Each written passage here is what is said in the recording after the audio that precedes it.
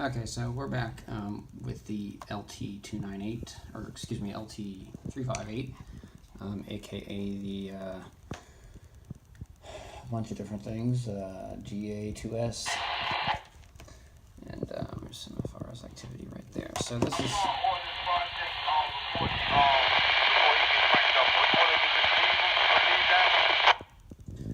just kind of to demonstrate the the use of FRS.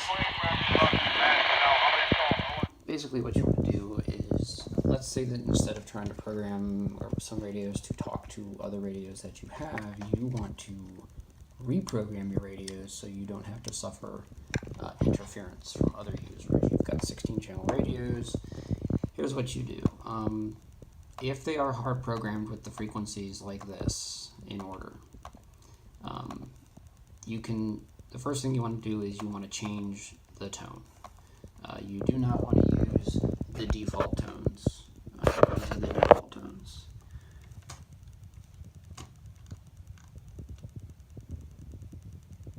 You'll notice a pattern.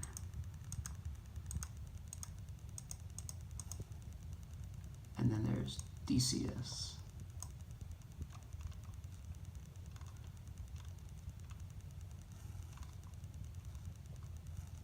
So if you avoid using these tones, you will find that a lot of these radios are, well, a lot of the tones are, if you go to HF Underground, there's actually a list of tones to avoid. So go to the HF Underground wiki, type in FRS, and then hit tones to avoid. And I have a list here of all of the tones that are commonly found on each, and DCS tone, or DCS codes that are commonly found on each of the 22 FRS frequencies. So avoid using these tones, these codes or subchannels, whatever they're called. 67.0 is the default for a lot of radios. They come out of the box with 67.0. If you leave your radio in tone mode, you're going to transmit a tone, but you're going to hear every transmission on that frequency, regardless of the whatever the setting is. You're going to transmit the tone, but you'll hear everything. So another thing that is good to do is to do a survey of not only what are the active frequencies in your area and which channels are active in your area, but what tone or codes are they using, and kind of do this for a while. Also remember that channels 8, 9, 10, 11, 12, 13, and 14, FRS channels 8 to 14, are low power channels, 500 milliwatts. They generally have less activity on them than channels 1 through 7, and to a lesser extent channels 15 to 22. Channels 15 to 22 are also used for GMRS repeater outputs. So that's another thing to keep in mind. You may have a GMRS repeater in your area that uses one of those frequencies as an output, and you want to avoid using that frequency for simplex use if possible, because the repeater will usually send us pretty strong signal if it's local to you. So once you've kind of have an idea of who's using what channels in your area, you can kind of put together a list of these are the channels, or these are the tones that are used on these channels. And then you can compare that with a list of the default frequency, default tones for each frequency channel, and the the most commonly heard ones. And then you can kind of say, okay, well, these are the tones that are not used, and you can make a kind of a channel plan from there.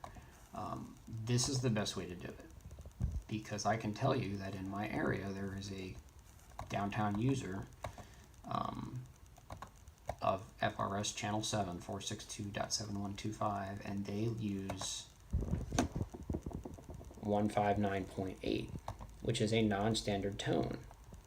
However, it is available in lots of radios as one of the 50 tones or 50 codes. And if you look at the list of codes in order or tones in order, it's tone number 27. So their radio display says 727, which, boom, that makes sense. Another user that I've heard pretty frequently uses 151.4 on channel 4, and that's tone number 24. So if you look at their radio, it would say 424. So things like that, these kind of easy to remember channel combinations are other ones to avoid. The default channels for the radios with 67.0 and then 118, 127.3, 131.8, 136.5, 141.3, and 146.2, plus 127.3 on channel 18 and 136.5 on channel 22. Avoid using those tones. Those are the default out-of-the-box tones. If you're in an urban area, somebody's using those tones on those frequencies. It's just a question of when. So, once you've got that all figured out, you want to create a channel plan. You want to set up your radio so it is doing a narrow FM. You can do the channels in order if you want, or you can put them out of order if you have a radio that lets you do that. And you're going to be using radios for one specific group, and you don't really have this need to talk to other people on FRS or on the GMRS frequencies. You don't necessarily have to put these channels in order. In fact, I would recommend putting them in the order of the frequencies that are least used in your area for 1, 2, 3, 4, as long as the end user understands that the frequencies are not in order by channel and it's an in-group radio plan, then it doesn't matter. So anyway, you create your plan, and then you hit upload to radio. Make sure your radio is turned on.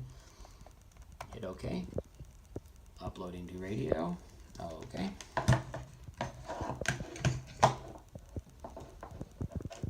For the sake of brevity, I'm only going to do 2 of these bad boys. Excuse me.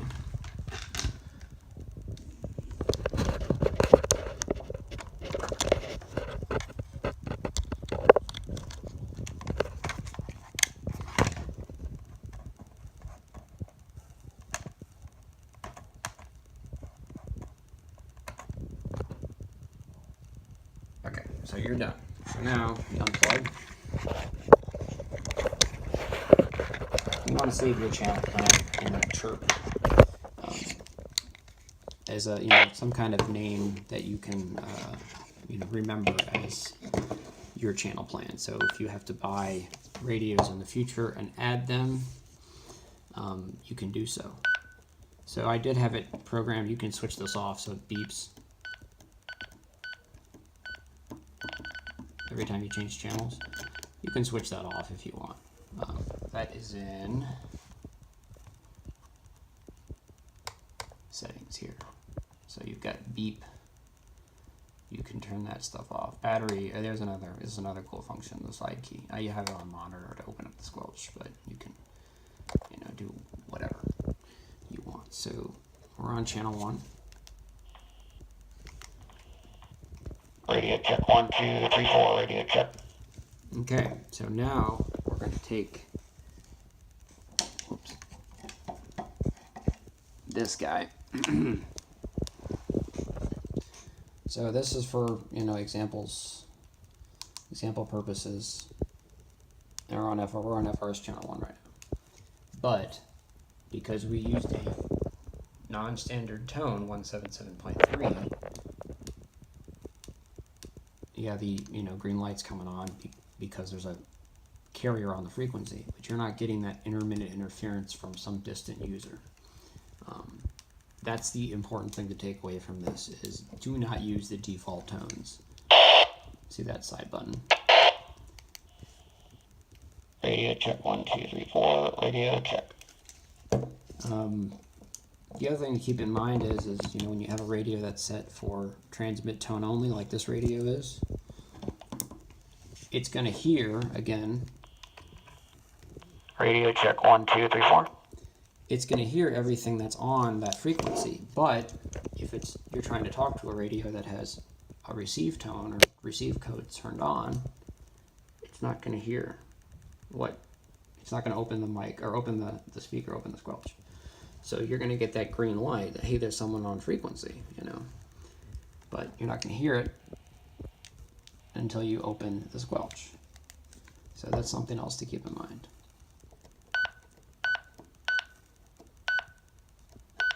Let's see, 1, 2, 7. These guys are on 7.